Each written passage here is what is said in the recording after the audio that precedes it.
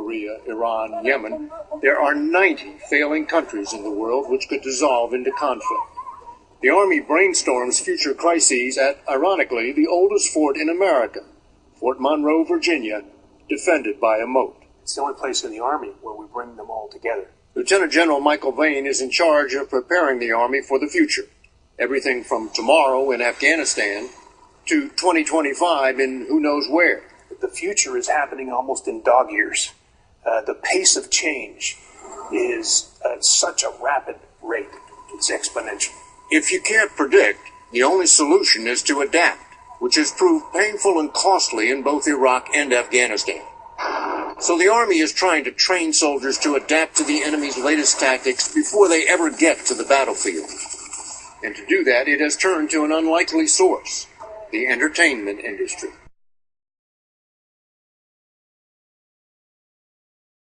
But what does Hollywood have to teach the U.S. Army about war?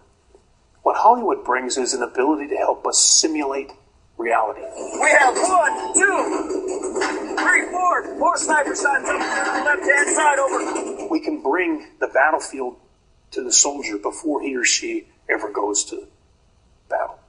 First, the battlefield, everything from video taken by spy drones to the chemical composition of the latest roadside bomb, is brought into this operations center, located of all places, in a mall outside Colonial Williamsburg. It's where the Army tries to capture all the complexities and dilemmas of combat and turn them into real-world training for troops on their way to Iraq and Afghanistan. Terabytes of data are transformed into computer simulation, a no-nonsense version of the video games today's soldiers grew up playing. And how long before somebody can train on that? 4 days. 4 days. Yes, sir. Retired Army Sergeant Mark Covey runs what is undoubtedly the most high-stakes video gaming center in the world. The videos are posted on a classified website where soldiers bound for Iraq and Afghanistan practice against the latest enemy tactics. That's just the beginning of what the Army has in mind. This is the next step in the in serious gaming for training, and that's to take a soldier and put him in the environment. And so, in this case, you're wearing a Humvee. 3D battlefield simulations. This is what we call a geotypical village. The aim is to download these 3D simulations into a warehouse big enough to hold an entire platoon of soldiers learning to clear a village wherever the next war might be. We can rapidly change.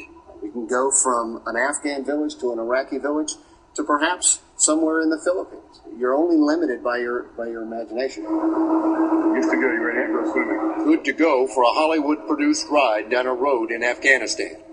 Actually, the landscape is Lone Pine, California, scene of countless cowboy movies. Only now it's a gauntlet of roadside bombs. The aim is to use the most sophisticated device of all, the human eye, to find them before they find you. Just like the real battlefield, the enemy can come at you in unexpected ways.